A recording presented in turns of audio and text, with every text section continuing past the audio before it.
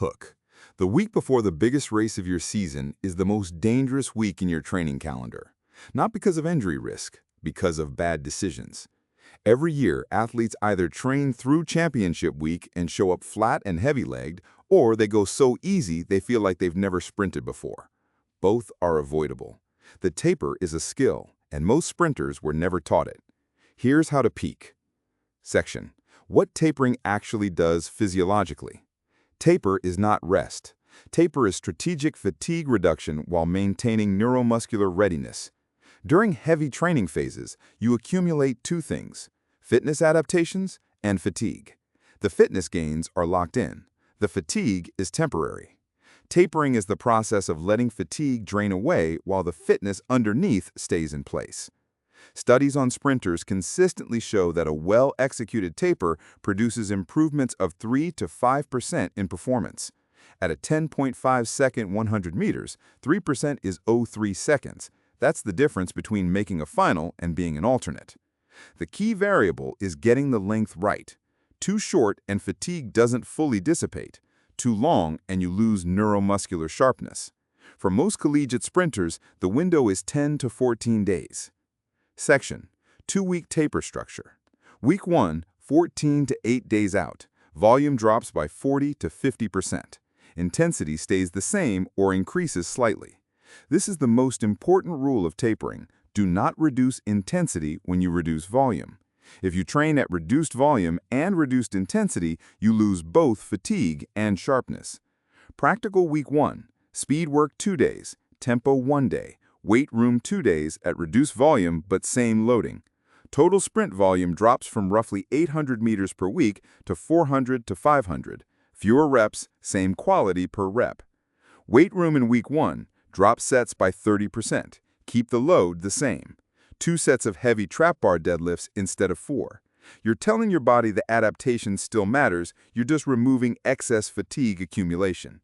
Week 2. 7 days out to race day. Volume drops to 25 to 30% of your training peak. Reps get shorter. Intensity is maximal on speed days.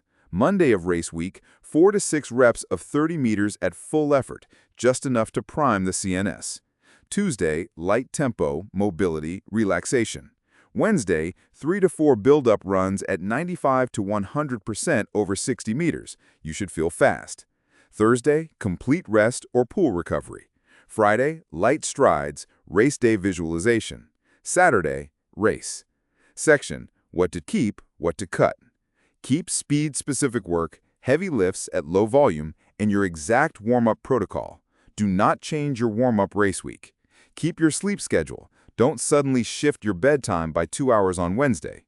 Cut all high-volume tempo. No long runs, no circuits, no conditioning that accumulates muscular fatigue without mechanical purpose. Cut new exercises or drills. Race week is not the time to work on something your coach mentioned last month. You train what's locked in. Cut aggressive deep tissue work the day before competition. Foam rolling throughout taper week is fine, but deep massage 24 hours before a race can leave you feeling loose and disconnected instead of springy. Section: Race week activation protocols. Race morning, 20 to 30 minutes before check-in, prime the nervous system. Not a full warm-up, that happens at the track. Band walks, glute bridges, single-leg hip thrusts with body weight, a few explosive squat jumps. The goal is to elevate neural drive before you even step on the track. At the track. Your full warm-up protocol, exactly as you always do it. Do not cut corners. The warm-up is a ritual as much as a physiological preparation. When everything feels familiar, anxiety drops and readiness goes up. Build-up runs on race morning. 4 reps over 60 meters, last rep at near race pace. Come away from that final build-up feeling smooth, fast, and under control. Section: Managing taper mentally.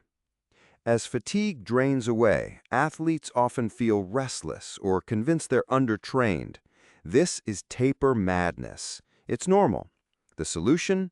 Trust the work. The adaptation is in the bank. You don't build fitness race week, you access it. Focus on process cues. Walk through your race mentally. Blocks. First step, Drive phase, transition. Run it at full speed in your head. Research on mental imagery shows athletes who use structured race visualization perform statistically better than those who don't. Outro. Tapering is a discipline. It requires you to train less at the exact moment your competitive instinct says to train more. Volume down, intensity maintained, activation sharp on race morning. You built the speed, now let it out. Subscribe if you want more of this. Speed is built, not born.